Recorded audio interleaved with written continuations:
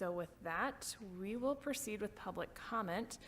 If you could just approach the podium, introduce yourself, and share your public comment on the candidates.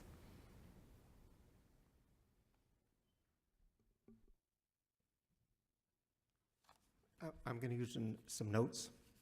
I'm not very good at extemporaneous or impromptu. I'm Robert Jones.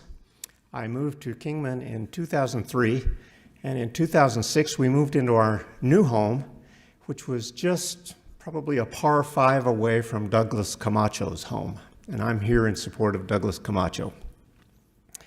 His oldest son, name is Connor, and my youngest son is named Gavin Connor, so we became pretty good friends rather quickly because our kids were involved in lots of activities together.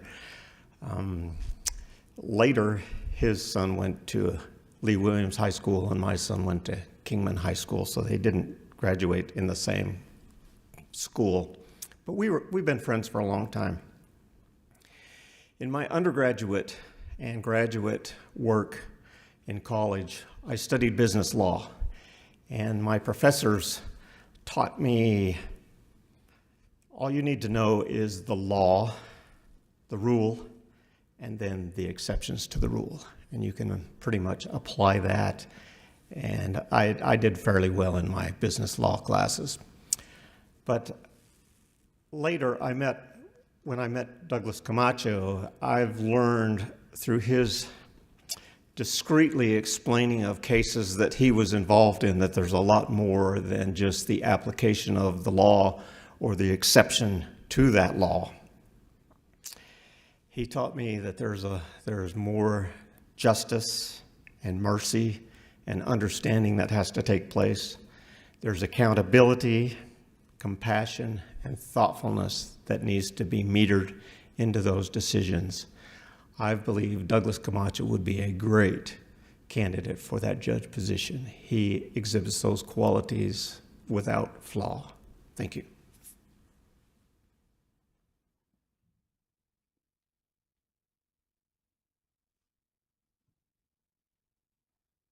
Good morning. My name is Carolina Czaplinska. I'm a prosecutor with the Mohave County Attorney's Office. I'm going to be brief because I'm losing my voice, as you can probably hear. I'm here to speak on behalf of Jeffrey Hawes. I've known Jeff since 2016 when I moved up here to take a public defender job. And so our relationship started as that of adversaries.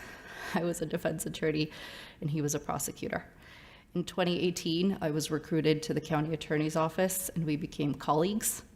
In 2022, I moved away to Prescott and we remained friends.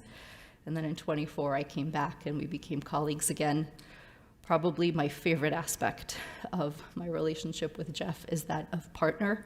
We co-direct a moot court program together at a local high school, a very successful one in which students win awards at the national level. So I've known Jeff for 9 years now in different capacities. There's a lot I want to say about him, but I can't because I can hardly speak. So I'm just going to tell you the most important thing that you need to know about Jeffrey Hawes, and that is this. Jeff Hawes does the right thing every time. He doesn't care if it's easy, if it's popular. He doesn't ask if it will get him accolades. Jeff Hawes asks, is it right? And then that's what he does. In my time working with him, against him, I have seen him stand up to people when it was the right thing to do, even when it paints a target on his own back. I've seen him stand up for the underdog. So if you are looking for a candidate who will be a faithful servant of the law, even if he doesn't personally agree with it, if you are looking for a candidate who will not ask, is it popular? Is it easy? Is it beneficial to me? If you're looking for a candidate who will ask, is it right? And then do that, then you've found him, and his name is Jeff Hawes. Thank you.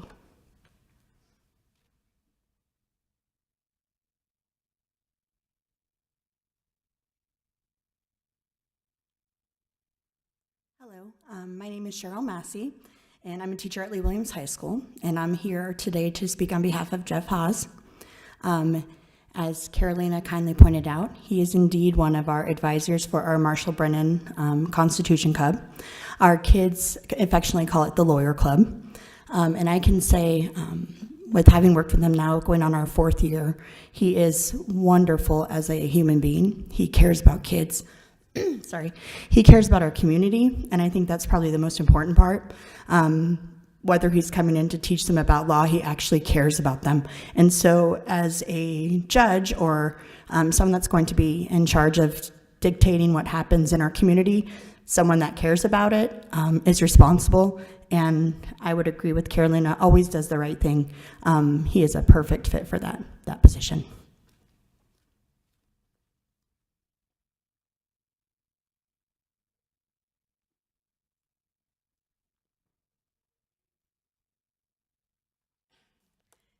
Hi, my name is Deborah Herbert.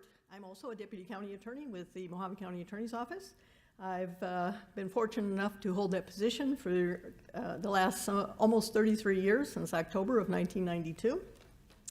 Prior to that, I worked for 2.5 years at Lewis & Roca, a private firm down in Phoenix, and also served for 2.5 years as a judicial clerk for a couple of the federal district judges, Judge Strand and Judge Carroll, and then for various bankruptcy judges.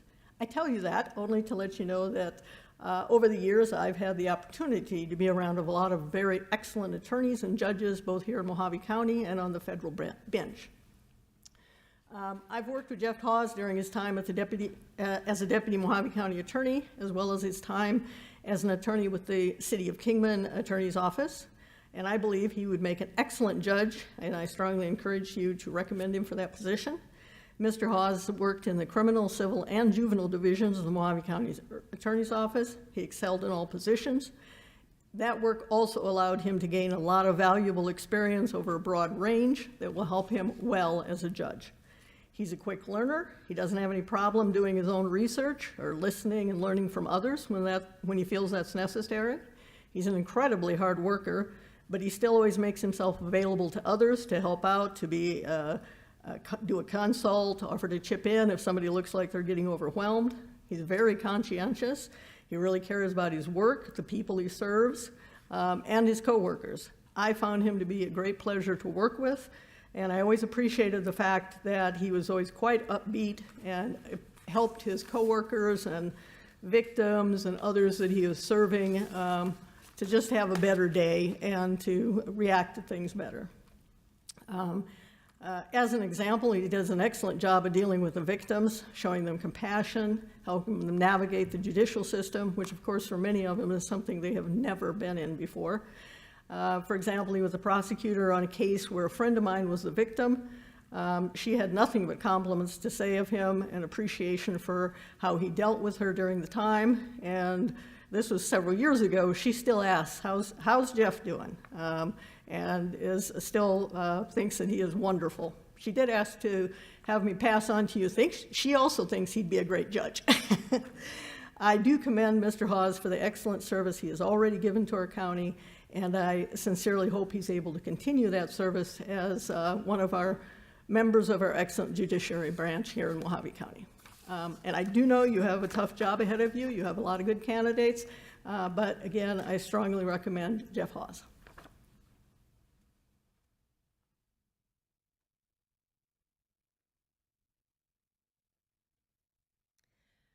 My name is Chloe Jones, and my family and I have moved to Kingman area a couple of years ago after retiring from the military. My husband, who's sitting here behind me, we served 24 years. He was a Green Beret, and we have loved our time here in Kingman.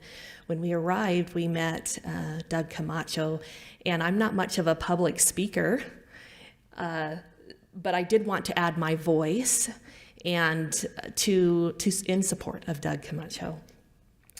This is what I know. I know that he is a man of deep integrity. He is thoughtful. He's slow to anger.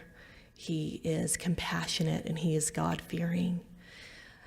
He listens before he speaks, and he weighs his decisions carefully. And when he chooses his course of action, he does so with integrity and faith behind him.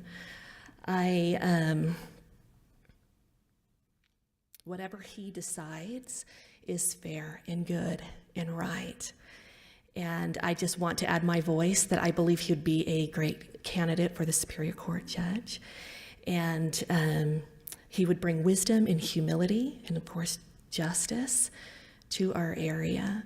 And not only this position, but honestly in whatever position he would ever apply to, because that is just the man he is. And I hope that as you hear other testimonies, you will see that he is the same person in his professional life that he is in his personal life.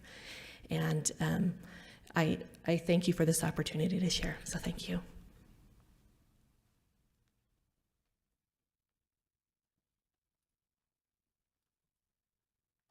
Hello, good morning.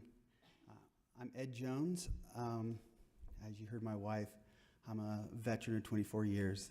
I currently work out at the prison. I'm the Assistant Health Services Administrator out there. It's my privilege to offer my wholehearted endorsement of Doug Camacho in his pursuit of the position for the Superior Court Judge. I've had the opportunity to observe Doug's leadership and character as he served as a bishop of a congregation of approximately 150 to 200 people. In that capacity, he consistently demonstrated integrity, wisdom, and thoughtfulness in guiding individuals and families through both spiritual and personal difficulties. He was an excellent listener, providing counsel and with patience and empathy, and he made difficult decisions with clarity.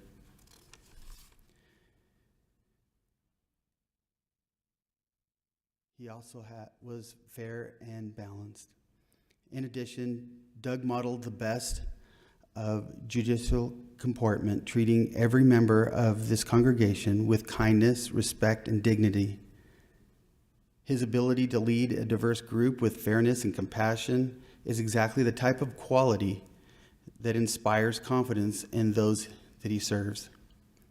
Beyond his leadership as bishop, Doug devoted time to volunteer services. He has worked closely with both the Daughters of American Revolution and the Mohave Genealogical Society, further demonstrating his dedication to strengthening families, preserving history, and supporting his community.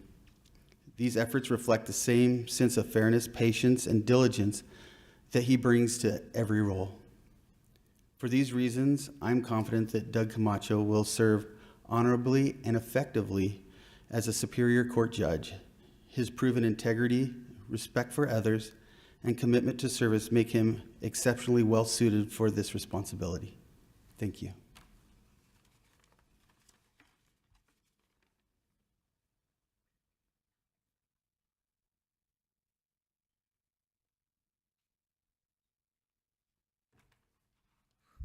Sorry, I'm short. Good morning, and thank you for this opportunity. My name is Tiffany Barker, and I'm going to tell you a little bit about myself. I went to Arizona State University on the highly prestigious Leadership Scholarship. I used what I learned there, and when I left, I used my time, experience, and many more life lessons, and I quickly moved from nurse to nursing manager to corporate nursing director of a corporation that had 7 hospitals. I know leadership. I know leadership from the bottom up. I know what it should look like, but more importantly, I know what it should feel like. It's about creating a culture. It's about creating this culture and then injecting into it values and processes where employees can not only work, but grow and thrive. I felt this almost immediately when I started working with Jeff Hawes. Good leadership sets a tone. I felt that through his support staff who loved and respected him, and nearly every person who worked around Jeff reflected that tone back at me.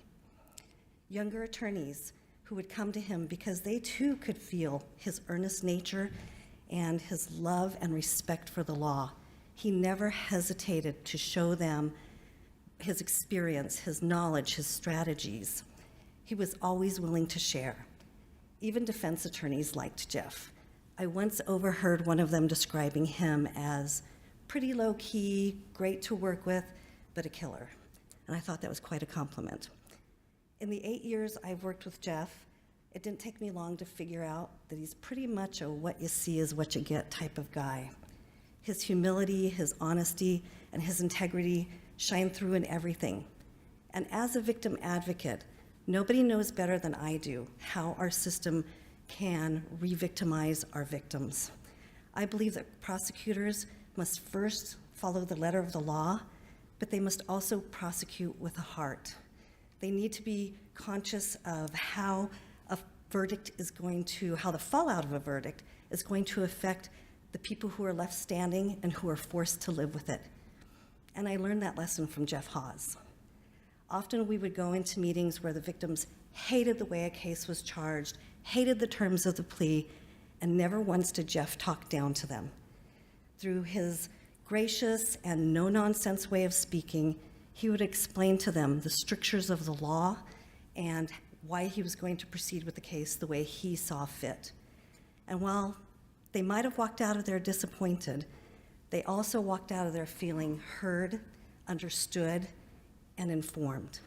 And that is golden. And these attributes that I speak of here today, real, honest leadership, strong work ethic, and years of experience, a genuine love, knowledge, and respect of the law, and impressive humility and character are things that are exemplified in Jeff Hawes every single day. I believe that not only will Jeff Hawes be a strong contributor to the bench, but that over time, he will also add significant value and depth to the Mohave County court system. Thank you.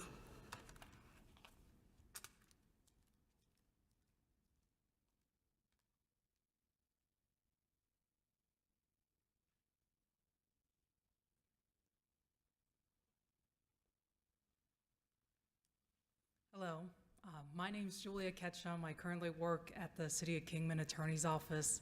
I'm here to give a recommendation for Jeffrey Hawes. I first came to Mohave County to work at the Mohave County Attorney's Office because I really wanted to practice felonies. So I worked there for about 2 years before I went to the City of Kingman Attorney's Office. So I've worked with Jeff for over 2 years. When I was a felony prosecutor, I was very nervous about prosecuting felonies. I never really did that before. And he was just a wonderful example of a model prosecutor, and he's one of the best prosecutors I've ever had the pleasure to work with. I've been a prosecutor for over 5 years, but anyway, Jeff is a great knowledge source for the law. He cares deeply about doing the right thing. He cares deeply about this community, and I think he would be a great judge, and I really hope you consider him for this position. Thank you.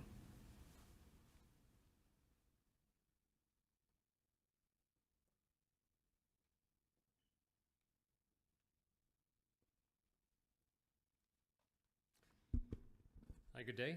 My name is Tyler Wigren, and I work in the engineering profession here in Kingman. I want to voice my support for Doug Camacho. I've known him since I've been here in Kingman since 2019, and he's been warm and welcoming ever since to me and my family since we moved. I've observed many occasions where I've been able to applaud his attentiveness to the needs of others. He's always been willing to be there for us and for others, and I don't think there's any reason why that wouldn't extend in his position as a judge. I know he does it not only just because of his faith, but also because he believes in helping others. I've been privileged to work with him a little bit in service in the community. We've pulled weeds together in community service in the yards of folks. We've organized a few small events. We've definitely helped people move in and out. And every time I've worked with him, it's just been a pleasure. I've known him to be consistent in his character, and also he's humble and hardworking. It's easy also to see how much he cares for his family and others. So one thing I've also watched him do is, as Ed Jones mentioned, he leads groups and families and youth. He's a highly capable leader. I don't have direct experience with him as a judge, gratefully, but I've seen his temperance and courtesy and care firsthand, and I know those are key elements for that position. I definitely recommend him in that sense. So certainly from my experience, I think he's intelligent and kind and wholly capable of the position. So, thank you.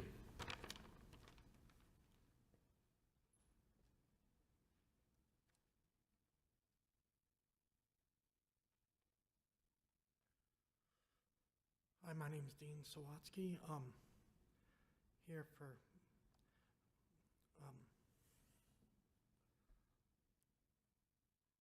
Doug, and I have some issues, so I'm not very good with my memory all the time, but he has worked with my family and had some times where he's been in charge of my family, and he has worked wonderful with my kids and helped out with my kids and done some times with my kids and helped my family deal with issues, and with the way he's done stuff, I've just been so happy with the way he's worked with stuff, and he has, I think, done wonderful for them, and I think with the way he's done stuff, will be wonderful for what he does with the boards and that stuff he does in this.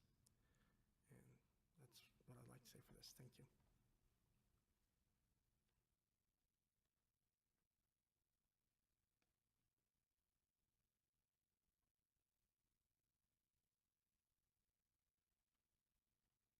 Hi, I am Tina Fridley. I've been in this community for about a year, and during that time I've known Doug Camacho in our religious organization. As was mentioned, he was the leader. That was before I moved in. Currently, I'm serving in the children's organization in the leadership, and Doug Camacho has been serving in the nursery every Sunday, working with 18-month-old to 3-year-olds. It's quite the change, and it's quite impressive when a man has no ego and is willing to go from being a leader to serving with the youngest, the most vulnerable ones. And he's just as loved by them as he was by the adults. He's dependable. We've never had to worry about getting a substitute for him. He is there every Sunday. He has high integrity. He's kind. He's very deliberative. I've not seen him act as a judge, but in his personal interactions, I fully believe that he is fair. He will take the time to listen to all sides. There's great kindness. When people come to court, it can be very scary. To have someone who's so obviously fair and kind is a huge asset. Someone who's not intimidating, but will dig to the bottom of things and seek out a fair solution. I've also seen him donate hours and hours every week to community service. Not to be seen, but just because he wants things to improve. I highly recommend him for the position. Thank you.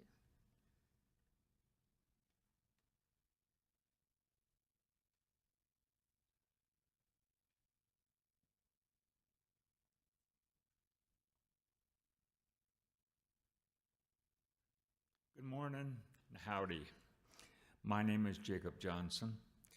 My wife and I moved to Kingman in 2005. Before I left my previous home in Maryland in 2003, I found myself getting elected as town council in my little town of Smithsburg, Maryland.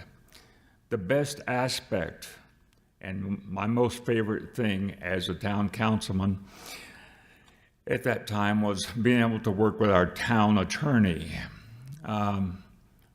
He was on retainer, and I enjoyed working with him just to see the legal aspect of what it means to be responsible for the citizens and the community. I met Doug shortly after we moved to Kingman, about 2009, 2010, somewhere in there. And it has always struck me that he has certain attributes and qualities that I think is essential and pertinent to the role of attorney and judge. Last night, I just made a short list of the ones I think were the most important. In his deliberations and in his professional life, I found him to be very thoughtful and therefore attentive to the arguments, decisions that had to be made. In his work, I found him to be cautious, to make sure he was deliberate and most times prudent, because you're making decisions about people's lives. I also found him to be tactful and very professional in his work, and therefore, in my estimation, my judgment, I think Doug would be a great asset, tremendous asset, as a jurist for the people of Mohave County. Thank you.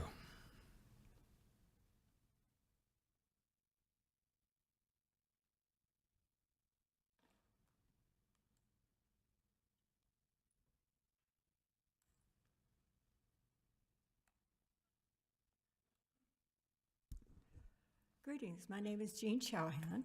My husband and I moved to Kingman in 1995, and I've served on the board of directors with the Mohave County Fair for several years, and I've had the privilege of knowing Doug Camacho since he and his family moved here.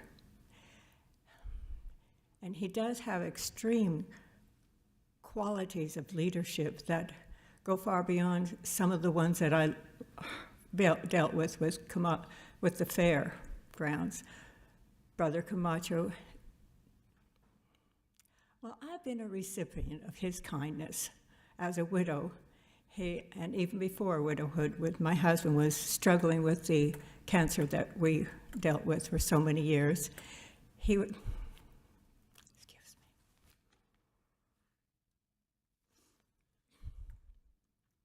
He was always there to be of service with kindness and caring, and would arrange for the youth to come and help us with things that we couldn't help anymore. I've seen his leadership with the youth and leadership with the Genealogical Society. I work with him with that and have for this past several years. He does care tremendously about his community. He has a heart of gold. Well, no, that's too hard. He has a soft heart to be able to judge what is fair in any situation that I have seen him dealt with. His kindness and caring is for every human being, be they beyond the goodness of the law or keeping the law. He is careful and intentional in his striving to find out all the details so that he can give a fair judgment. And yes, he judges with the faith of the good Lord on his side. I know Douglas Camacho would be a great candidate for this judicial position. Thank you kindly.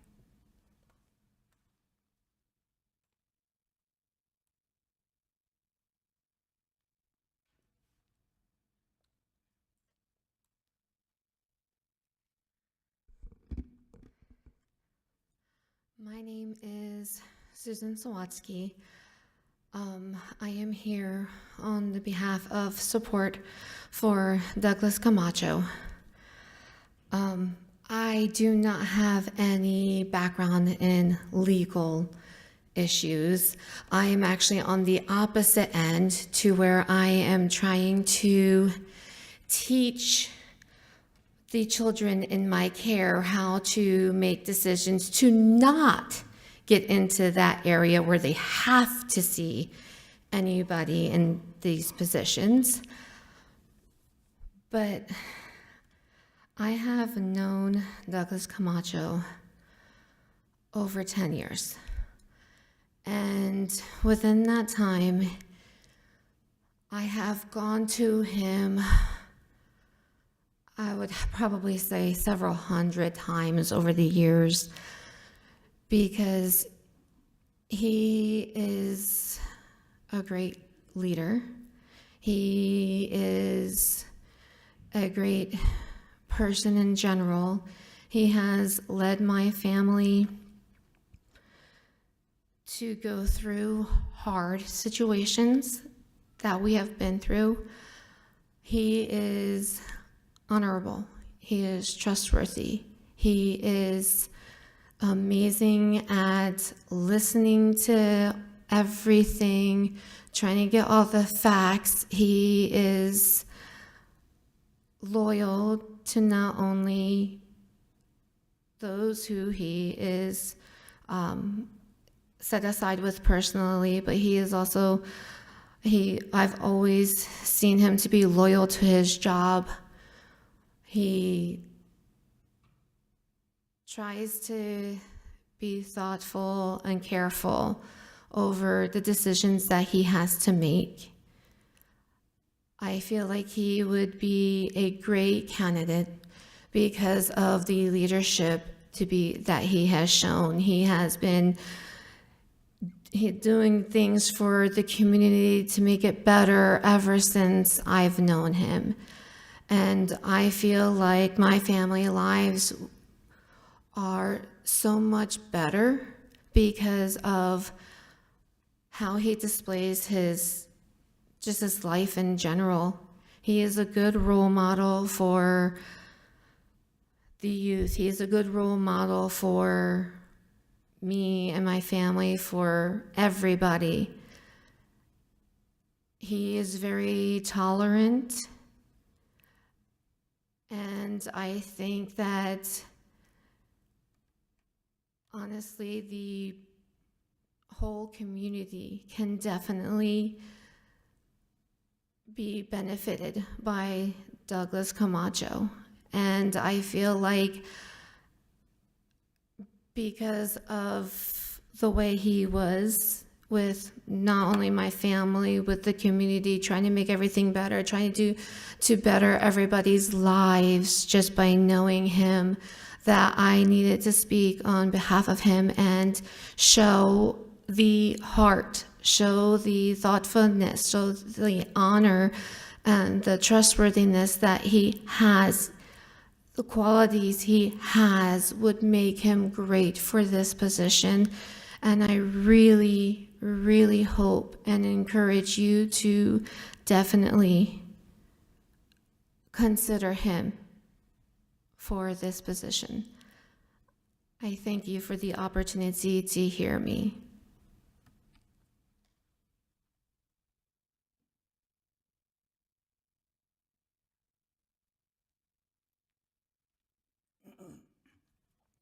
Hello, my name is Adam Dawson. I'm a physician and medical director in the ER. I also serve to teach. I teach med students, residents, and some other roles there. I've known Jeff for, my wife and I moved here 12 years ago. I was excited to see this guy who came from the community, left, got his fancy degree, and came back to serve the community. I've known Jeff for a while now, and my favorite part about Jeff, honestly, is the fact that if I happen to have a moment off, or if I get off night shift and I go to the school assembly, I know without a doubt he's at the school assembly there with this kid. And I love that about him.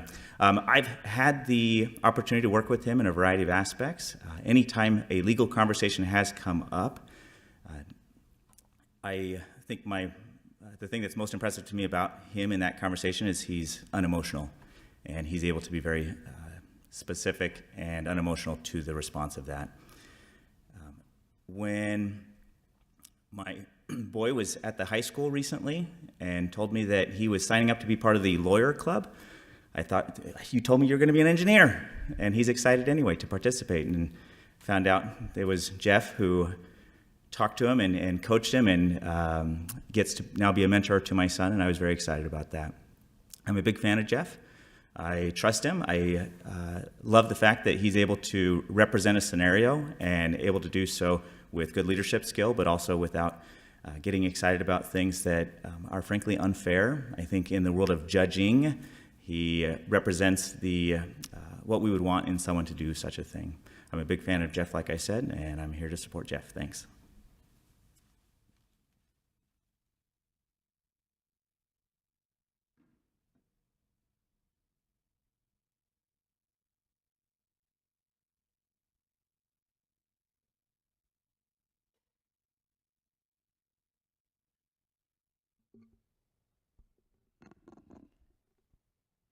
All right, we're going to keep public comment open for the next about 25 minutes or so. If anyone else wants to come down, feel free to do so. Otherwise, we will just be hanging out here until the interviews start. So again, feel free to come to the podium if you would like to, and we will start interviews around 11:10.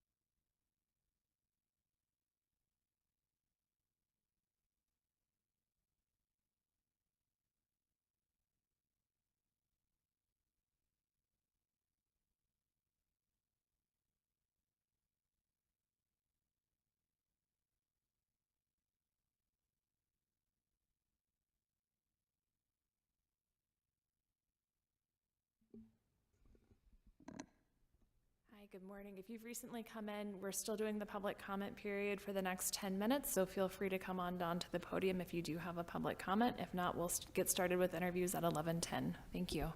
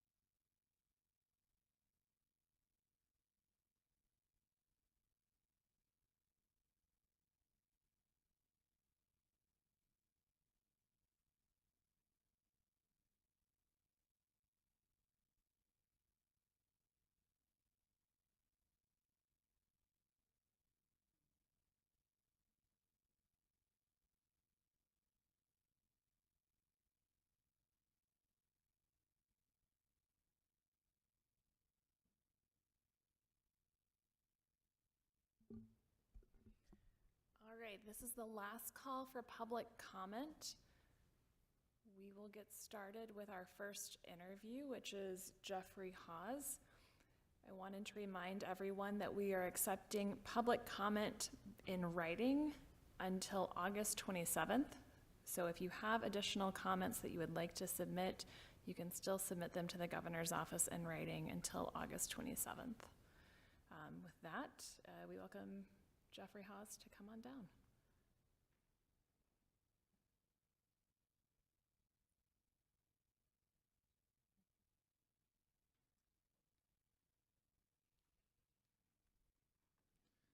I'm going to move a few of these things if that's all right.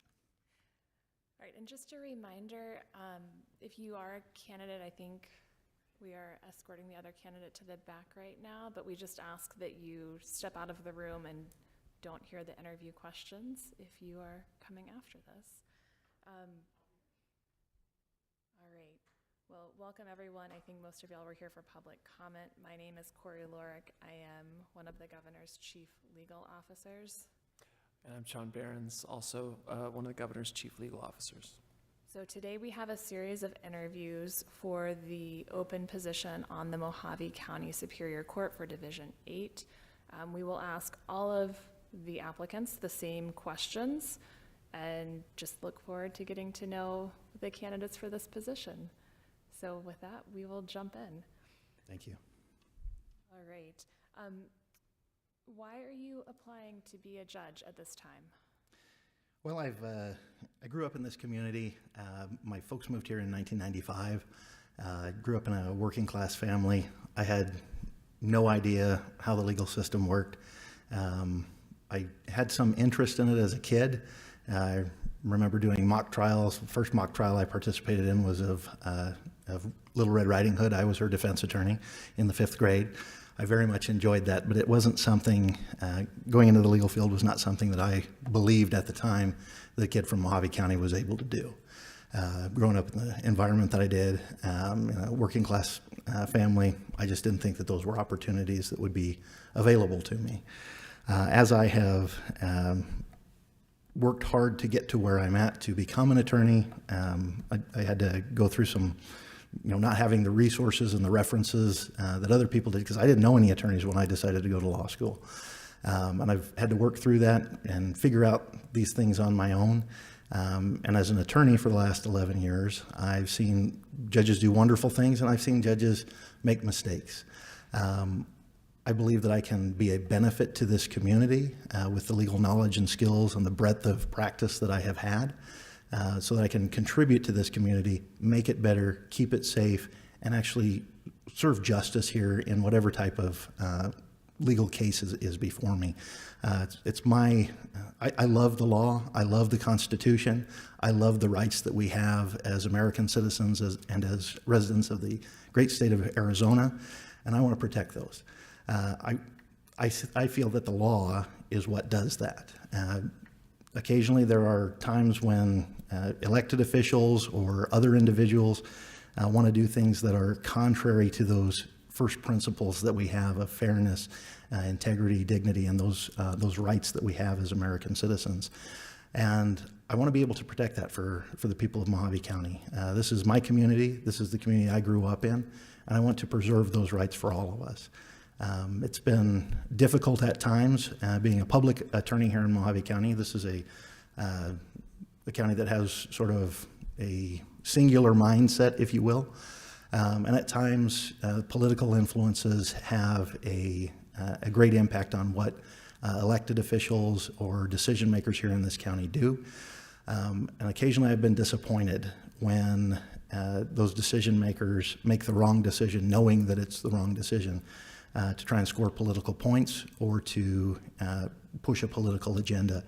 But as a public attorney, it's been my privilege to step in and give legal advice to public bodies in a way that is respectful, acknowledging that they have the discretion to make the decisions that they want, but also letting them know what the law is and what the consequences of the decisions that they are considering making are.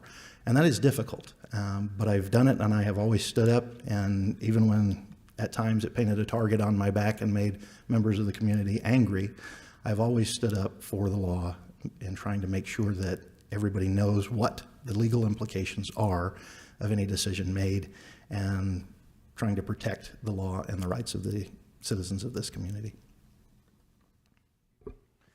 Can you tell us about a significant case you handled for which you're particularly proud of the work that you did, and why?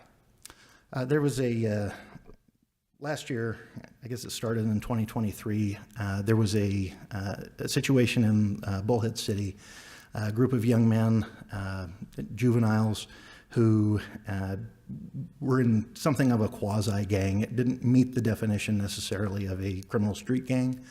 However, they were moving that direction. They had acquired some firearms, they were utilizing drugs, and they were bullying and starting to utilize their firearms to further their bullying efforts of other students and young people in the Bullhead City area. This culminated with one particular young man who was sort of the ringleader of the group. He robbed two other students at gunpoint, two other juveniles at gunpoint on video. He had his friends videotape him doing this at Rotary Park. And then a week later, he and several other young men engaged in a drive-by shooting at Rotary Park of a group of other juveniles, and one young man was actually shot in the head during the shooting. Miraculously, the victim survived. But it created a situation where I was forced to make a decision whether to charge this young man who was 17 years old as a juvenile or as an adult. And I looked at at 13-501 and 502, and there just wasn't a way that I could legitimately charge the case properly and keep him as a juvenile in these cases. The law was clear. It had to be charged. Both cases had to be charged as adults. I did that reluctantly. It's never a pleasure to treat a juvenile as an adult. These are young people making very foolish decisions at times, and their brains aren't fully developed. So it was difficult to make that decision, but I did it because it was the right thing to do. He was appointed counsel on both cases. I tried to negotiate a just outcome, made a plea offer to resolve both cases for up to 18 years in prison, trying to balance protecting the community as well as giving him some hope for a lighter sentence that would allow him to not spend as much time in prison and hopefully learn from the experience in prison and move on with his life and become a functioning member of our community later on. He rejected that plea offer. We ended up going to trial on the first case, which was the armed robbery. It was a difficult case, and it should have been a very easy case because it was on video. The video wasn't great, it was a cell phone video, so it was a little bit blurry, but I ran into a difficult problem in that we were scheduled first to go to trial on the attempted murder case. Some issues happened, we needed to delay that one, and so the judge said we're going to go to trial on that date on the second case instead. So we weren't quite as well prepared as we would have liked to have been for the armed robbery case, but we moved forward. The problem was that the case officer who had actually taken the cell phone pursuant to a search incident to arrest off of the young man was not available because he was on a cruise that had been planned months in advance. And so I was not going to have someone who could testify that this cell phone that was downloaded was actually on this young man's person, the cell phone that had videos of the shooting, that had text messages about the shooting, about plans to rob the two juveniles. I wasn't going to be able to get that in. There was enough indicia that I was able to get the cell phone in and those text messages, but the defense was still going to have the ability to argue that, well, that's not his cell phone. There's nothing saying that that's his cell phone. And the team that I was working with, we had a legal intern who was very diligent in helping me to go through jail calls, as we had a subpoena for this young man's jail calls. And on the second day of trial, knowing that this is a fairly difficult trial for us, we were able to get a recording of him talking to his brother on the phone saying that trial was going well that day, the prior day, but he used some rather colorful language to say that that things started going bad when we started talking about his text messages, and he said, my text messages. We were able to utilize that. We disclosed it immediately as soon as we found it. We argued it before Judge Sipe, and Judge Sipe did conclude that this is new evidence that wasn't available before, there's no disclosure violation, and that we would be able to play the young man's confession that this was his cell phone and his text messages for the jury. And prior to that, the jury had been having a lot of questions for us about that cell phone. How do we know that it's his cell phone? And immediately when we were able to do that, the young man, the jury had no further questions for us. He was convicted of all counts, and I had to go into a sentencing hearing for that case, and it was difficult. We proved all of the aggravators, a total of 6 aggravators on most of the counts, and I was reluctant to ask the judge for the maximum term of imprisonment, which would have been 42 years. But I did ask the judge to sentence him to an aggravated term of imprisonment to protect the community, as his jail calls still indicated that he had no remorse for his actions. Ultimately, the judge made the decision, and he was sentenced to the full 42 years in prison. And it's something that I am proud of, in that it was a difficult case. There were problems that we were able to overcome, and it took a lot of quick thinking and teamwork to be able to get a conviction in the case. But at sentencing, I was not, knowing that this was now an 18-year-old young man who had a full life ahead of him, I wasn't willing to ask the judge for the full sentence. That's just what the judge imposed. And it's still something that I think about. The other case ended up pleading out for a consecutive term of imprisonment, so he didn't go beyond that. But from a trial standpoint, and from a protecting the community and working with the victims in the case standpoint, it's a case that I am very proud of the work that we at the Mohave County Attorney's Office, when I was there, did. It was a very rewarding experience in trial. The sentencing was a lot tougher to handle. Thank you. If you were to be appointed a Superior Court judge, what improvements, if any, would you advocate for in terms of the operations of the Mohave County Superior Court?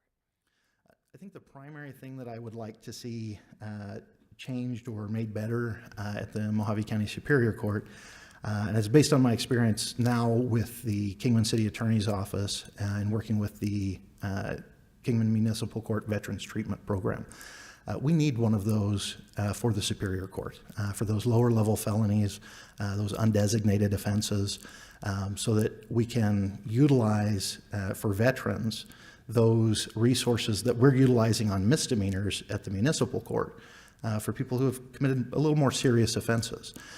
Certainly it's not for every case, it's not for those violent offenses, sex offenses, things like that. But for low-level offenses that are primarily fueled by veterans who have substance abuse issues, and particularly those with PTSD and similar mental health issues, who are committing crimes because they don't know how to deal with things that happen to them in the military, and they're struggling. As part of the treatment court team at the Kingman Municipal Court, we work really hard with the Veterans Administration to get those services that are available through them. We work with a variety of community leaders. We work with, in trying to get them jobs, we work with community legal services. We work with Catholic charities to try and get housing for unhoused veterans, to get counseling through the Veterans Administration, to get jobs for them, to help them to really thrive, get through the program, and move on with their lives so that there's no recidivism.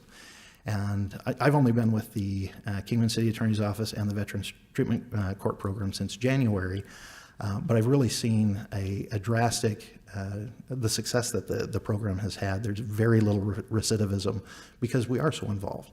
And as the prosecutor, I have to go in there and I have to be the one to argue that this person needs to be held accountable, that some sanctions need to be involved. But I am ecstatic when a veteran is going through the program, even if he struggled through the program, or she's still struggling with substance abuse issues, but finally breaks through, completes the program, and is well on our way to being a functioning member of our community and being of service to others.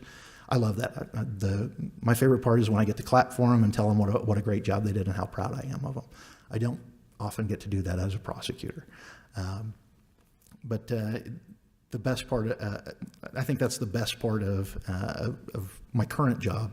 And I really think that we need a similar situation, a similar program in the Mohave County Superior Court. We have it for drug court. We have it for family court.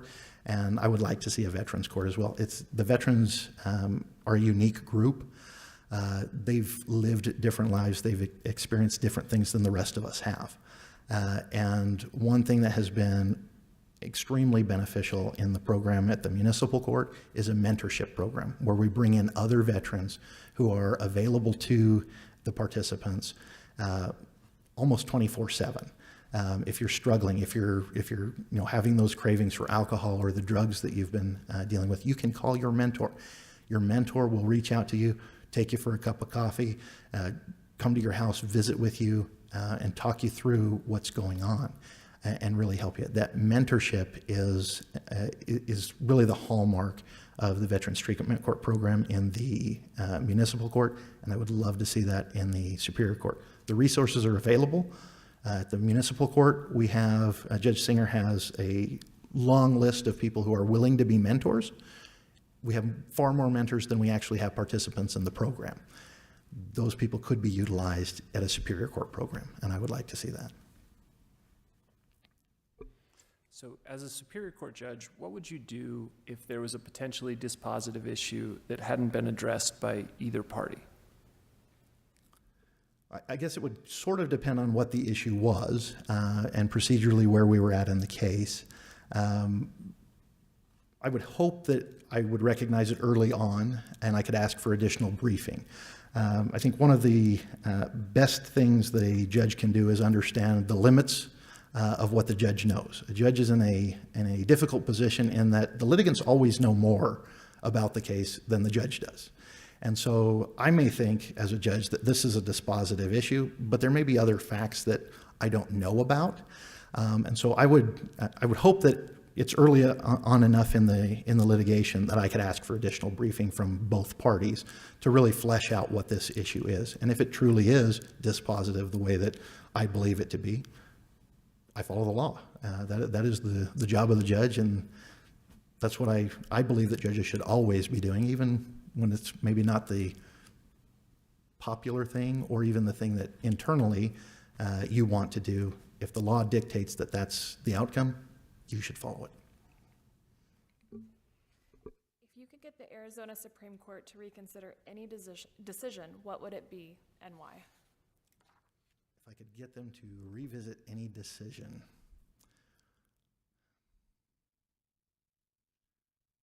I don't know that there is a decision that I would like them to revisit.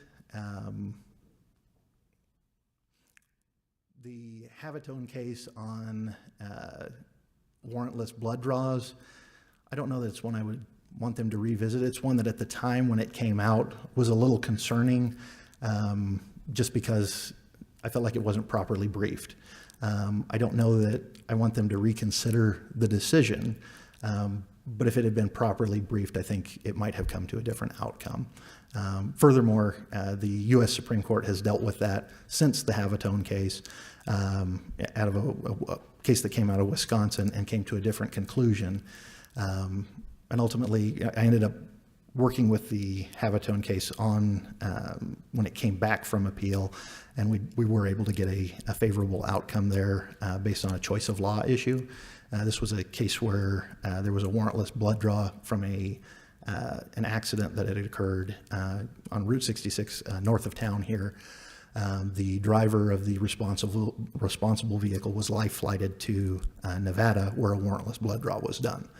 And we were able to succeed ultimately when it came back on appeal because Judge Carlisle determined that there was no public policy benefit in suppressing this evidence because it was the Nevada officers who had actually done the blood draw, and they were working under Nevada law, which currently at the time did allow, and even at the time of Habitone, still allowed for warrantless blood draws. So I don't think it's something that necessarily needs to be revisited. It may come up again, but I think it could have been briefed differently and better. So. Who is a judge, either state, federal level, any level, that you see as exemplary, and why? Locally here, probably the judge that I look up to the most, and it's not to disparage any of the other judges, but Judge Rick Williams, he is, I see him as the gold star of judges, practicing in front of him, seeing the decisions that he's made, and in particular the way that he handles his courtroom. He is the gold star. There is no guile in that man. He is there to serve the community, and he wants to know what the issues are in the case, figure them out, and make the right decision. He's very careful about how he does that, and he is always respectful of the litigants. And I've seen situations where parties in the case start to get a little out of hand in court, and he's able to assert his authority in the court without being overbearing or vicious or scaring anybody. And he deals with a lot of juveniles, but he has a booming voice, which I think is helpful to him. I don't have that. I'm a little soft-spoken. But just his demeanor and the way that he goes about handling situations like that, I think, is just a prime example of how a judge should act. And by and large, I've not seen a case where I thought he got it wrong, even when I was on the losing end. When he explains things to the litigants, even if you lose, you may not completely agree with everything, but you understand where he's coming from. And I think that's one of the things that a lot of judges miss, is the opportunity to really explain, especially to unsophisticated litigants, how the law works, why it works that way, and why you're coming to the outcome that you are. It's not because you have any personal feelings about how it should happen, but because this is what the law dictates, and your job is to follow the law. I think Judge Williams does that perfectly. All right, that's all of the questions that we have. Is there anything else that you would like to share with us about why the governor should consider you for this position? Just briefly, I'd just like to share that I have, I've been here in the community as an attorney for the last 9 years. I never actually lost my residency here in Mohave County. I went on a religious mission to Guatemala for 2 years, which was a wonderful experience, helped me to understand other people who are less fortunate than me and understand where they're coming from. I try to apply that regularly.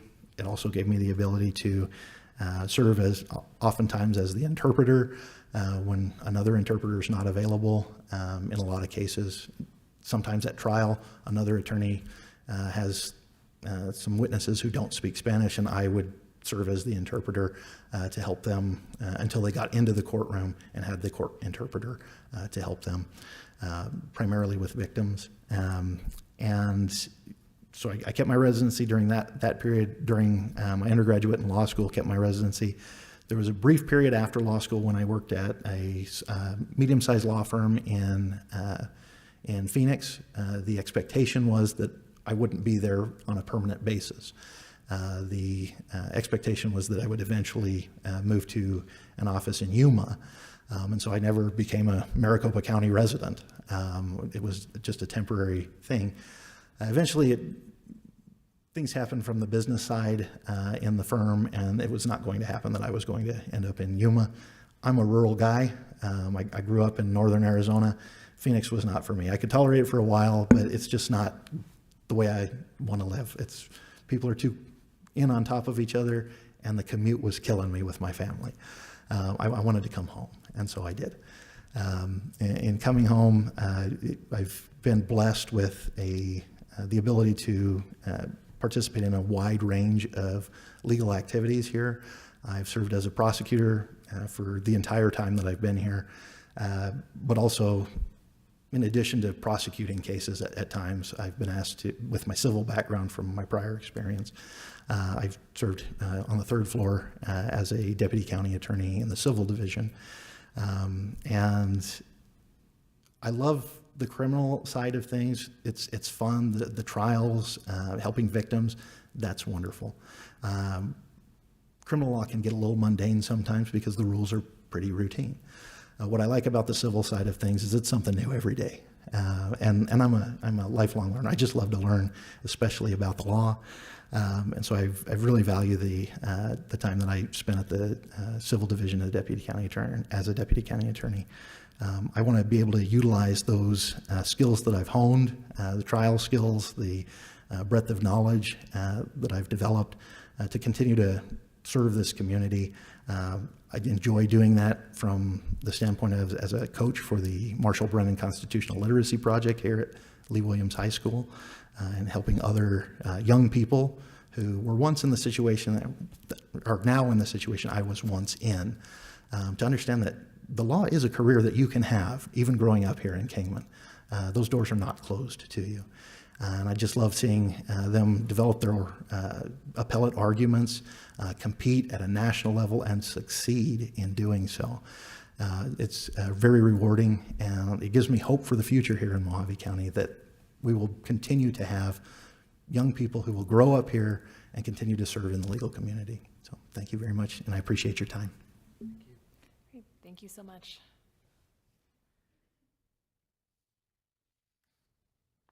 Okay, our next candidate is Philip Delgado, and I believe they will be right out.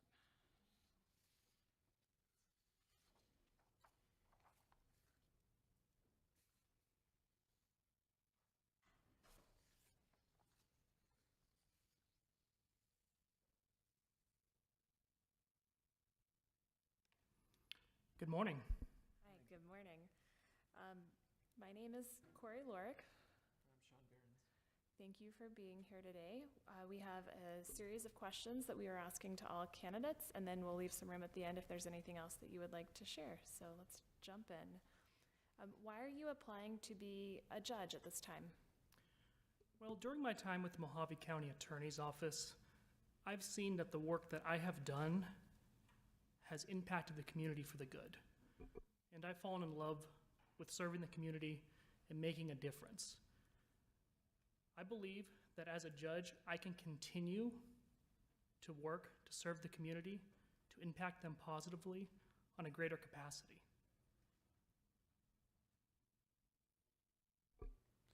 Thank you. Can you tell us about a significant case you handled for which you're particularly proud of the work that you did and why? So one case I was able to work on, and I worked on it with another attorney in our office, was, I'm assuming you don't want names, or maybe you do want names, but when it comes to this case, this was an incredibly egregious case. This was an individual who was running a drug trafficking organization, had kidnapped somebody who owed him money, had assaulted them, and took him out to be sexually assaulted. It was a case where many of the witnesses were uncooperative. They were part of this organization. They had extensive criminal histories, and most witnesses that came and testified that day were in custody, which makes it difficult to prove a case, which makes it difficult to explain to a jury why they are here today and why their testimony should be believed. At the end of the day, we were actually able to succeed on a conviction for almost every count. That individual will spend most of his life in prison now.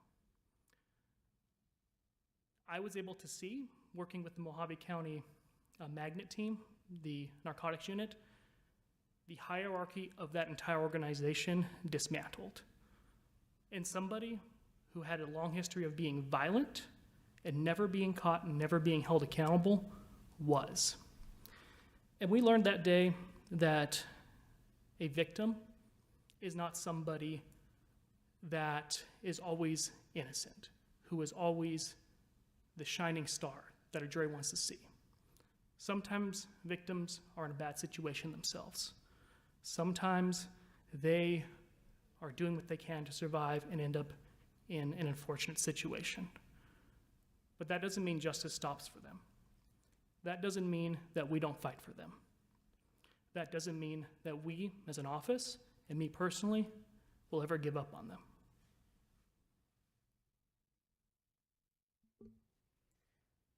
If you were to be appointed a Superior Court judge, what improvements, if any, would you recommend or advocate for in terms of the operations of the Mohave County Superior Court?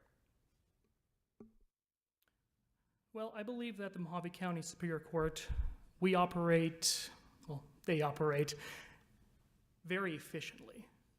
That there is always a strive to get cases resolved quickly, that there's always a push to make sure they're in time compliances and that justice is served immediately. For me, I would look at a way to expedite that process. And I understand that we move quickly, but there are delays that happen. There are things that pop up that cause justice to be delayed. And justice delayed is justice denied.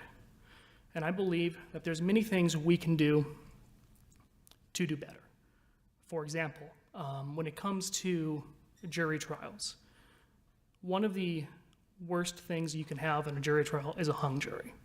It delays the process for all parties. I think as a judge, we can do a couple different things. You can ensure that all parties are ready to proceed. You can ensure that the proceedings go smoothly. And you can give leeway when needed for all parties involved to ensure we don't end up in a situation because we've rushed to a decision or we're underprepared where a trial might have to be done twice. So as a judge, ensuring cases move quickly, but ensuring they're ready to proceed is a change that I'd want to see as a Superior Court judge.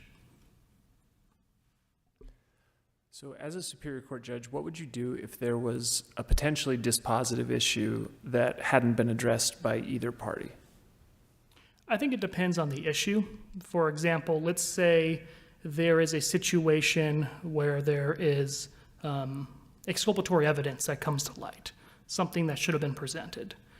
I think at the end of the day, as a judge, you need to take it slow and figure out what this issue is, how can we resolve it, and how can we resolve it correctly. There's no need to rush into decisions if something big comes to light. Take the breath, hear from all parties, take the time to rule correctly. If you could get the Arizona Supreme Court to reconsider any decision, what would it be and why?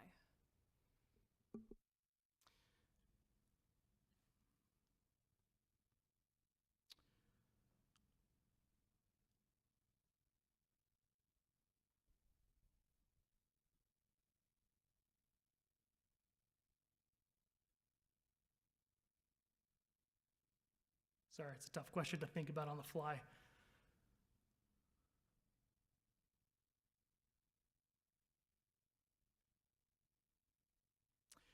So I think one case that has affected me greatly and actually moved up even further was State v. Smith. This is the situation where essentially it addresses substitute experts in testimony. And it's a balancing act between the Sixth Amendment, the defendant's right to face their accusers, and the state's ability to present their case. And unfortunately, with any legal system, most people are too busy. Most people are understaffed. And I know that the DPS Crime Lab was no exception in this case, and they used a substitute expert. I know personally here in Mohave County, we don't have an expert in situations like this that would be readily available locally. We have to outsource from Flagstaff or Phoenix or even Tucson. And allowing a case to resolve quickly, as well as being considerate to their schedules, is a balancing act. And what State v. Smith did was, it punted the issue a little bit, but it essentially said you cannot use a substitute expert. You need to have the actual person testify. And we will never get a result because my understanding is that case went back down and eventually resulted in a plea deal. But we'll never know whether or not that the substitutes expert was providing testimonial evidence or if they were simply providing evidence that would be non-testimonial. And so now Arizona's in this limbo where we have to take understaffed forensic scientists and get them there any means possible, which can be tough in resolving cases efficiently. So I wish that that case could have been, that issue could have been either addressed in a final form or that there was additional litigation after. But now we're in a limbo right now that makes it difficult for us to proceed, especially with multiple witnesses out of the area. Thank you. Who is a judge, either state or federal, at any level, that you see as exemplary and why? So there are 2 judges here in Mohave County that I've had the privilege to practice in front of, and I would hope that if chosen for this position, I can find a way to balance both their approaches. The first would be Judge Sipe. Judge Sipe has always been a judge who will follow the law. As an attorney who practices in front of him almost every other day, I'm confident that the ruling is going to be sound, it's going to be correct, and he is going to take the time to make sure that ruling is correct. I've told younger attorneys or attorneys still learning the process whenever he takes a case under advisement, when they get nervous, well, is he going to rule against me? What's going to happen? I tell them no. He's going to watch that video 100 times. He's going to re-listen to the FTR. He's going to read the transcripts. He's going to do everything he can to ensure that ruling is correct. He's never going to shoot from the hip. And as a judge, I think that is an incredibly important quality to ensure you get it right and ensure you follow the law, whether you agree or not. The next influence for me would be Judge Jansen. He's soon to retire, coming up next year, but Judge Jansen and his time on the bench and during my time practicing in front of him, I have seen that he has never forgotten the humanity in the proceedings. He's never forgotten that the person standing in front of him is a human, not a case number, not something you just see 8 to 5 at your day job, that is a person. He sees that for defendants, for victims, for all parties, even the attorneys, and his rulings reflect that. I think as a judge, and after a time of practicing, and even as an attorney, you start to become jaded to the process. You get so many cases, you get overwhelmed, but at no point can you forget these are real people and their lives are on the line. Judge Jansen's never forgot that. Right, those are all of the questions that we have for you. Is there anything else that you would like to share with us about why the governor should consider your application at this time? Well, you have a tough decision to recommend applicants, and there are many excellent applicants here, and I don't think you can make a bad decision in this case. But when it comes to me, I believe that my experience from here and hopefully soon to the bench is unique. I don't have the typical process. I have learned early on that hard work is the fundamental principle that's going to get you to the next level in life. And I do believe that my experience, as indicated in my cover letter, resume, and my application, is going to give me a holistic, unique approach to the bench. And I believe that if chosen, I will not take the bench as a judge that is just going to be a mystery. I would be transparent, I'd be honest, and above all, I would treat every individual involved in the system with respect and dignity. Thank you.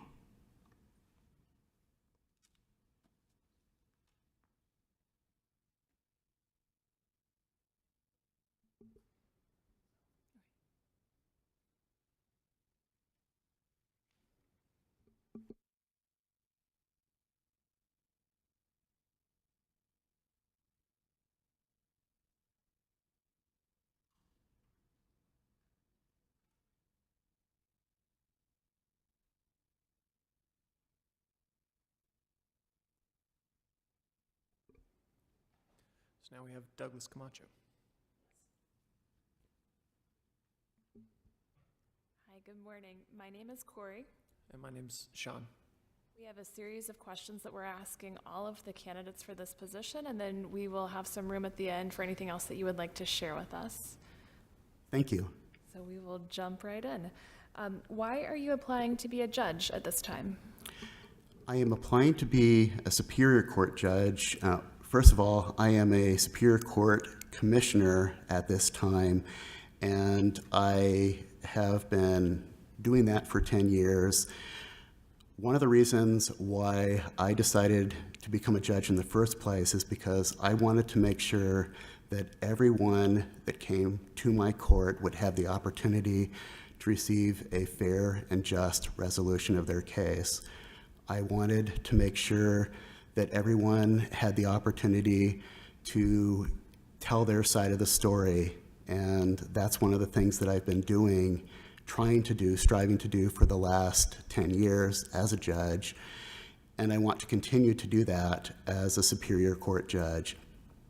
Another thing is that I've been working with the elected Superior Court judges in Mohave County for the last 10 years. I have a high regard for all of them, and I feel like the person that is chosen to take this position should be a person with experience, should be a person that has done the job, knows what they're doing in this position, and so those are some of the reasons why I am applying for this position. Can you tell us about a significant case you handled, either as an attorney or a commissioner, for which you're particularly proud of the work that you did, and why? So there are actually several, but one comes to mind when I was a prosecuting attorney. This was back in 2009, I believe. I had a case where there was a home invasion, actually 3 home invasions by a series of defendants that involved a lot of witnesses. It was a gang case, so there were issues with dealing with people that were reluctant to testify. There were a lot of other issues such as DNA. There were expert witnesses that I needed to have, and it was a trial that took place over 5 weeks because of the court schedule. And the thing that I think that made a difference was that I put in a lot of work. I prepared enormously for that trial. I put in the time to speak to every single witness before the trial. I made sure that I had interviewed the defense witnesses, which there were several that were called as well.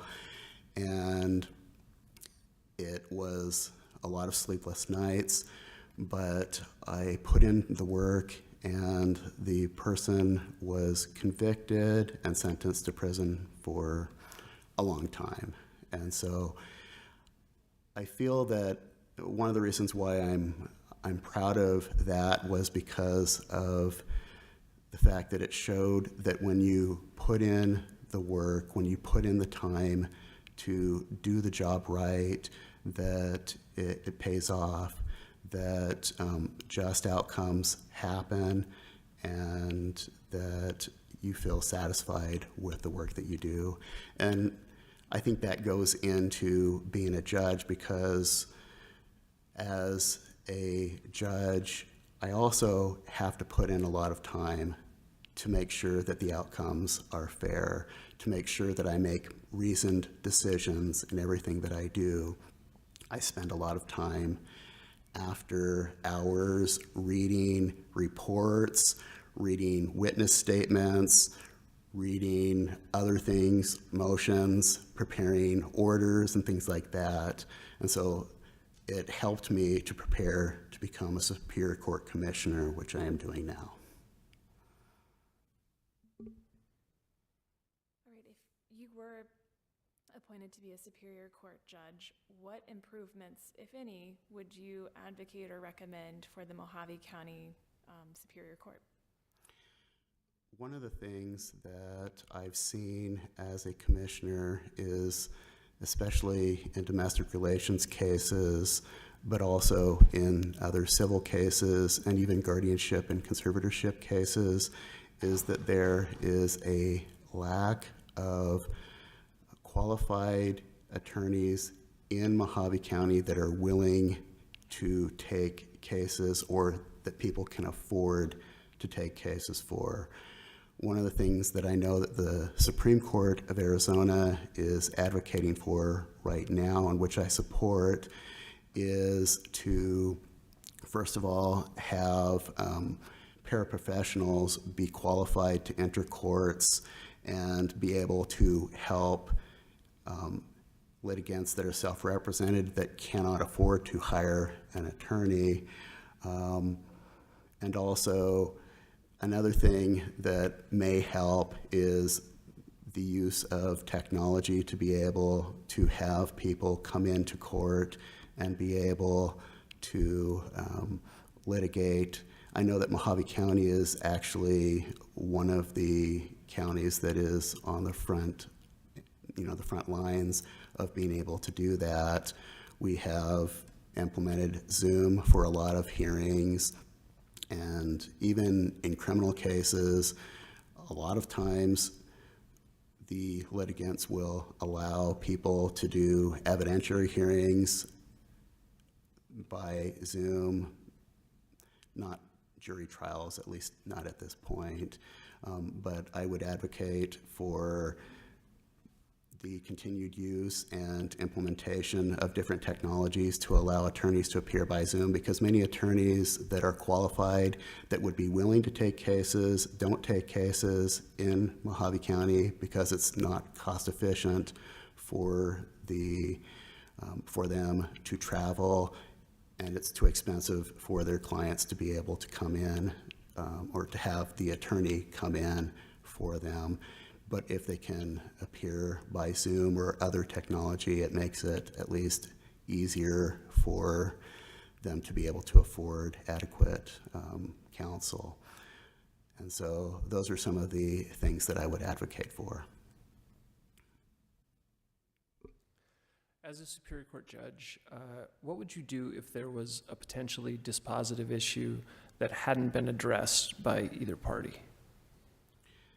So if neither party has addressed an issue and it's dispositive, I would probably raise the issue for the parties and give them an opportunity. If, for example, if it's still early on in the case, it's not like at trial or something like that, I would give them the opportunity to write a brief on the issue or a motion on the issue, give both sides the opportunity to review the issue, and then after I have read the briefs, then I would rule on the issue. If you could get the Arizona Supreme Court to reconsider any decision, what would it be and why? That is actually a really good question.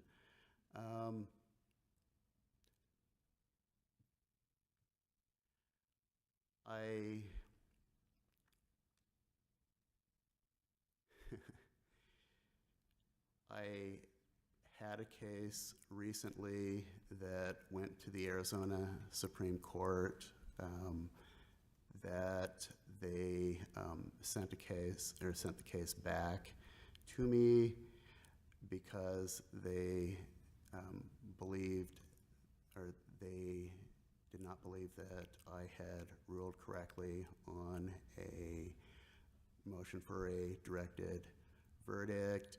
One of the things that happened, it was an aggravated driving under the influence case. The Supreme Court ordered that that there wasn't sufficient evidence to show that it should be an aggravated driving under the influence. They vacated the entire conviction rather than just vacating the aggravated driving under the influence and keeping the driving under the influence, which is a lesser included offense. And so I would advocate that they would change that and keep the driving under the influence rather than vacating the entire conviction.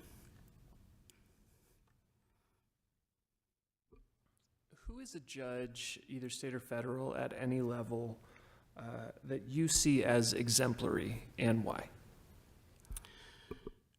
Well, one of the judges that I have a lot of respect for is Judge Derek Carlisle. And one of the reasons for that is that he is very knowledgeable about the law. He is a person that continually studies the law. When we have judges meeting, we're discussing issues about what the law means and things like that. He is able to give a very thorough analysis, and so I respect him a lot because of his very superior knowledge and study of the law. All right, that's all of the questions that we have for you today. Is there anything else that you would like to share about why the governor should appoint you to this position? Well, one of the reasons that I believe that I am at least a good candidate for being appointed as a Superior Court judge for this position is because of the experience that I have. I have been serving on the Superior Court bench for 10 years. I have presided over almost every type of case that could come before the Superior Court or a Superior Court judge. And so if I were appointed, it wouldn't be a situation where I would have a learning curve of how to do the job, because I've actually been doing the job just as a commissioner for the last 10 years.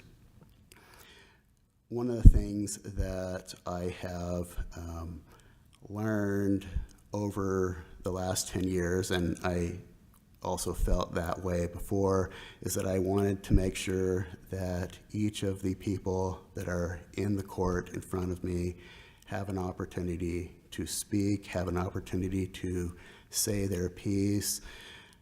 I recognize that as a Superior Court judge, I have to make hard calls, and sometimes the decisions that I make are not satisfying to some of the litigants.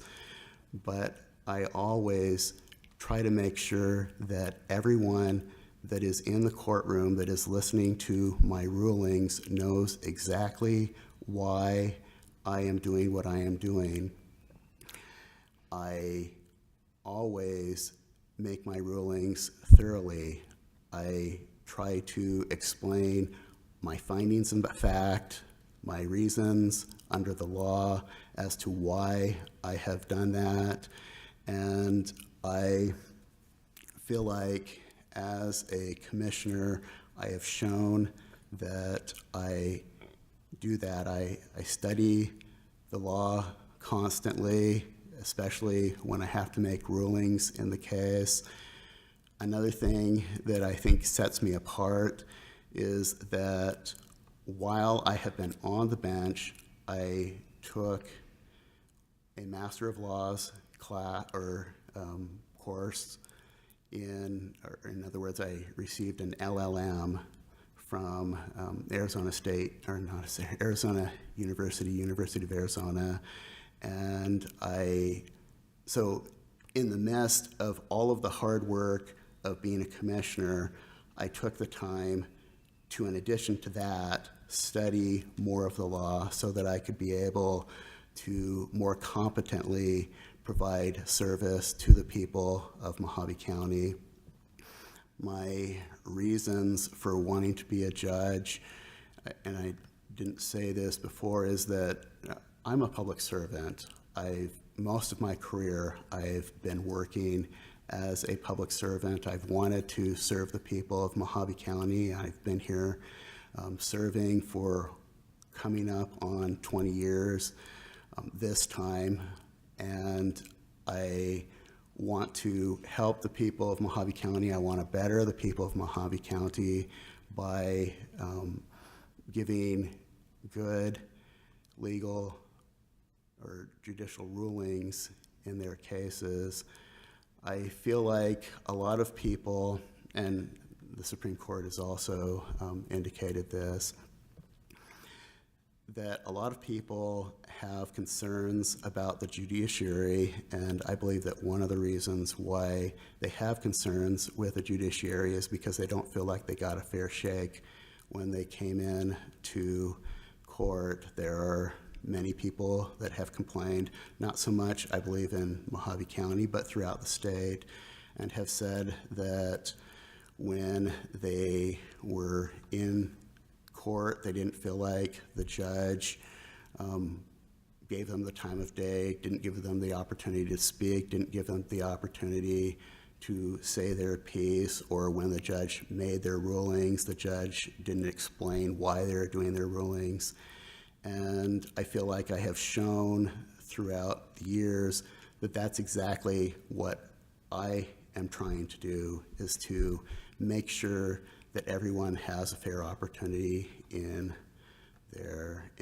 my courtroom. And I feel like that's all that I have. Well, thank you so much. That concludes the interview, and that also brings us to the break in our schedule. So for anyone who wants to return, we are reconvening at 1:10 this afternoon. Thank you again. Thank you.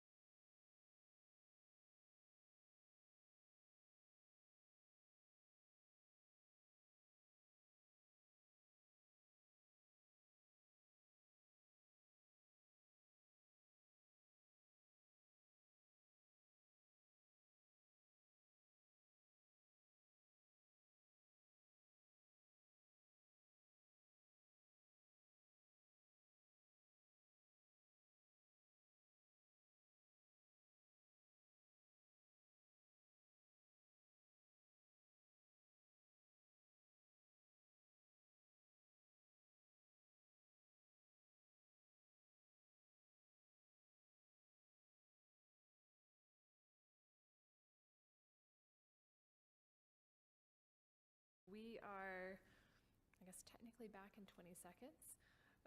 Our next interview is at 1:10 for Michelle Holden. If you are the remaining candidate, Deborah Liverance, we just ask that you not be in the room at this time. Okay, great. Okay, Michelle, come on up. Hello. Hi. My name is Corey. I'm one of the governor's chief legal officers. I'm Sean. I'm the other chief legal officer. So we have a set of questions that we're asking every candidate, and then we will give you some time at the end to share anything else with us about yourself that you would like to. Okay, thank you. All right, so let's jump in. Why are you applying to be a Superior Court judge? I'm applying because I want to continue serving my community. And when I say that, I feel like it might sound hollow because I'm not one that's out there doing all these little community activities. My way of serving the community right now is in my current job as an AG, and that really does take all of my time. But I view being a judge as another way to serve this community and to do things in a different capacity and at a different level. Great. Can you tell us about a significant case you handled for which you're particularly proud of the work that you did and why? I have a lot as an AG, but I don't want to speak about those. So instead, I will pick one that was a civil case I handled many years ago. And to me, it wasn't a significant case, like in the grand scheme of things, as someone, major property, major life at jeopardy. It was just a dispute between a homeowner and their HOA. But for me, what was significant about it was an area of law I was not that familiar with, and it took a lot of work and effort to build the case, to present the case at trial. And then on appeal, we also handled the appeal, my firm and I, and we prevailed on appeal. And it was just a really rewarding experience for me to take something that I didn't know too much about, be able to learn, be able to apply, and then see the end result being something that was good for my client. If you were appointed to be a Superior Court judge, what improvements, if any, would you recommend or advocate for concerning the operations of the Mohave County Superior Court? So that's a little bit of a hard question for me, being the outsider, just a participant of the courts. And also my view, and sometimes I feel like I'm in this ivory tower because I look at our courts and I see a well-functioning court, one that's doing the job that it's presented, one that gets it right, deals with what's in front of it. So from that perspective, the things that just as a user of the court that sometimes I think, could be improved, and it's not like a big thing, it's just starting things on time, getting things running on time, and doing, I think that's part of keeping a good view of the court when things run the way they're supposed to run. Now, obviously, there's going to be things that happen and things get delayed. But, again, I don't see a lot of things the court can do differently. I think this court is functioning very well. Great. So as a Superior Court judge, what would you do if there was a potentially dispositive issue in a case before you that neither party had addressed? I think one role of the judge is to make sure that the matters are heard and that fairness is met. And if it is a dispositive issue, I think it would be upon the court to ask the parties for briefs, not maybe, not tell them, hey, you all missed this, you need to deal with this. But I think as a judge, I can ask, I would like to have briefs on this point, and we can go from there.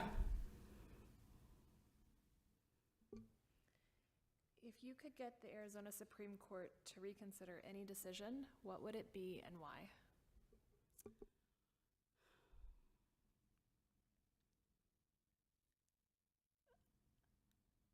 I'd like to say my own case that I dealt with was Roberto F. There's like 3 or 4 different Roberto F. cases, but one of them dealt with termination of parental rights and the effect of an adoption. And, I felt that the statute was pretty clear that once the adoption had been in place for more than a year, that it was pretty much incontestable unless there was fraud or duress. And in my view, I think maybe that one didn't get the attention it should have gotten, but in the end, it all worked out. So, it's not like I sat there going, well, boy, they really messed it up, and they had their reasons for ruling how they did. Who is, excuse me, who is a judge, either state or federal, at any level that you see as exemplary, and why? Judge Rick Williams here, local. He is exemplary because, number one, he does run a very efficient courtroom. Things run the way expectations are easy to manage because you know what's going to happen. It's very clear how the procedure is going to go. And so with that, people have a foundation to work with. And then in the role that I see him the most today, again, is in the juvenile dependency side, where we're dealing with very difficult issues, sometimes very raw participants that are feeling very wounded in what they're doing. And the way he handles dealing with them is just, I think, exemplary, and it's a model to be able to deal with the difficult people in front of him with compassion, but also not being swayed by things other than what's in front of them. All right, well, thank you. Those are all of the questions that we have for you. Is there anything else that you would like to share about why the governor should consider you for this appointment at this time? So I'll be honest, I expected a question like that, and I kept trying to go, what would be the best answer? And I kept trying to noodle that through my brain. I'm one of those people that if I know what the task is, I can study, I can prepare, I can get ready, I can learn something new. This, right now, answering that question is very hard for me because I look at the field that are also being considered, and I think every one of us, I don't know all of them, of the ones I know, we're all qualified. We can all do this job. There's no doubt about that in my mind. I do believe I bring my own perspective, my life experience, my education, background, training. I've done a lot of different things, and I think that's a good quality. But that doesn't mean that the other people I'm going against, their perspective is any less valid. That's not the case. It's really just a case of, for me, so I'm only going to speak for me right now. I'm not going to say anything. I believe everyone else that you're considering can do this. But for me, I think my perspective is a little different. I come at things from a perspective of someone that's had to work really hard to get where I am. And sometimes that working really hard is not just because I had to do it, but it's because that's internal to me. I look at a problem and I don't want to fail, so I'm going to give it 200% instead of just the 100% that maybe could have got the job done. And so, I think that's the biggest thing I would want the governor to know is that if she does select me, I will work as much as I need to work in order to master the job in the way it needs to be done. Because I know as a new judge, it's not like I'm going to walk in with a robe and all of a sudden be a different person. I'm going to have to learn. I'm going to have to, get used to being in a different environment. When I did pro temping for the Justice Court, it's a much smaller level, but I had that same experience, especially there, because I really didn't do that much criminal work. But in the Justice Court, that's what I was doing. And it did have a learning curve. Like the first couple times I was really slow, and that's a high volume court. So I had to learn to speed it up and, understand that I don't need to overanalyze everything. So I guess that's the bottom line is I will work hard to do the job, and I believe I can do it competently, fairly, uphold those, what I think of as the 3 I's, the independence, the integrity, and the impartiality of the court, while also avoiding the other I's, the inconsistencies, the impropriety, inefficiencies. Those are things I think are just, not just as important, but if you do those, then those other top 3, you're going to have a better chance of getting there. Great, well, thank you so much.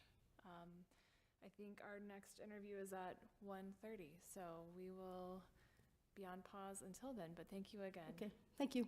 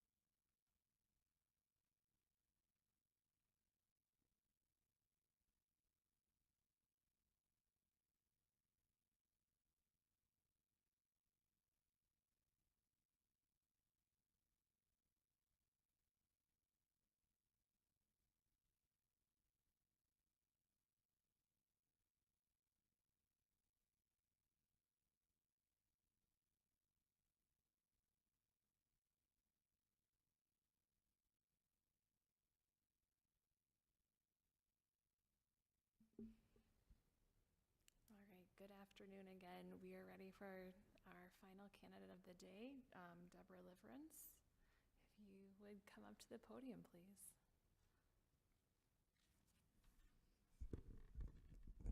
Good afternoon. Good afternoon. Thank you for being here. My name is Corey. My name's Sean. We have a set of questions that we go through with each applicant, and then we'll give you some time at the end if there's anything else that you would like to share with us. All right, thank you. Okay, so tell us why you're applying to be a Superior Court judge at this time. The question of the day. I've thought long and hard about this, but I think in my career, it's time for me to not necessarily move on because I enjoy what I'm doing now with the courts, but that in my career, that's an aspiration I think I've had ever since I was sworn in 1996. So I think it's just time. I think I would do a very good job. And I think I care enough about the community and the people that I work not only with, but work for, that I would, again, do a good job. Thank you. Can you tell us about a significant case you handled for which you're particularly proud of the work that you did and why? Most of my career has been working with families going through the DCS system. And I'm probably going to start to cry, so I apologize for getting emotional. But there was a sibling group that I represented in court. They had been removed from their family's care based on abuse. I got to meet these children, and after I spoke to the oldest child, I had to control my emotions, but when I got out to my car, I lost it because I think I had just lost my father, and his comments to me about why he would never want to go back to his family just really struck me hard. And this was a case where the kids were moved a couple different placements. They were happy at their last placement, and finally they were adopted by their new parents. So that's a case that I've always remembered.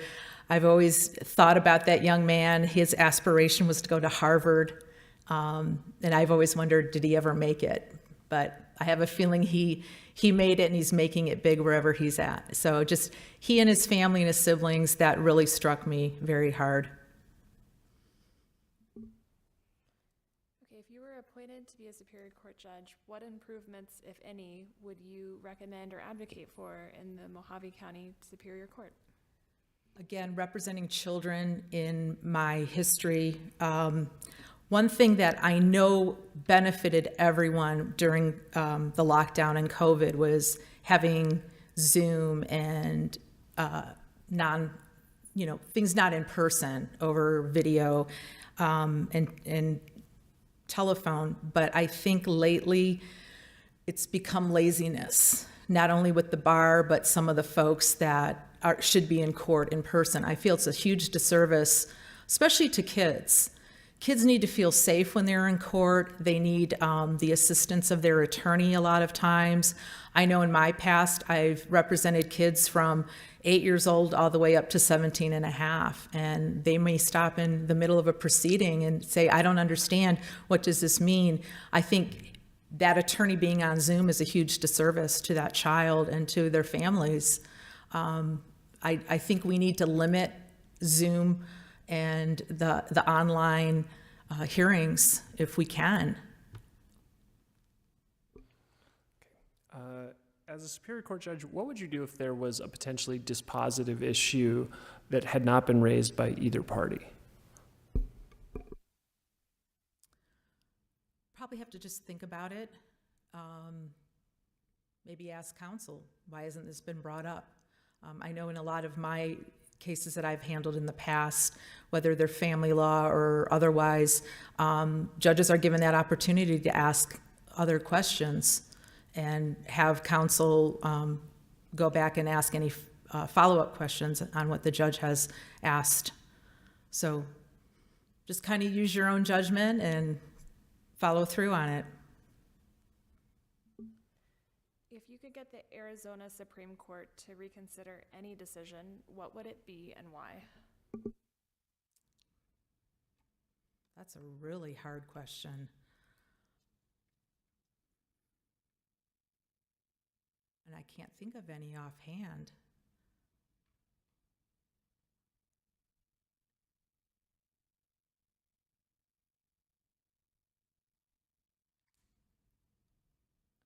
Just expanding or not limiting the rights, the reproductive rights of women, because we need to be safe and we need to manage our own bodies. Thank you. Who's a judge, can be state or federal, at any level, that you see as exemplary, and why? In my own county or statewide? It can be anywhere, yeah. I think recently I've met a lot of wonderful judges, given my new position with the courts. I've met Judge Young in Yavapai County, the judges in Pima County, especially the juvenile judges, only because they're so innovative in Pima and have given me a lot of examples and worked very well with them. You know, when I first started my legal career, Judge Gertler was one of the first persons I met here in Mohave County. He's been very influential in my legal career. Judge Weiss, another one, I've worked with him for many, many years. And I know he's very active even after retiring. He's involved in a lot of boards and organizations, and that's something I would aspire to.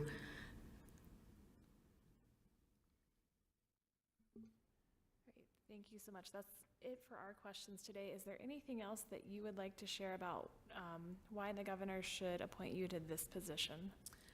Personally, I think we just don't have enough female representation on our bench, whether local or statewide.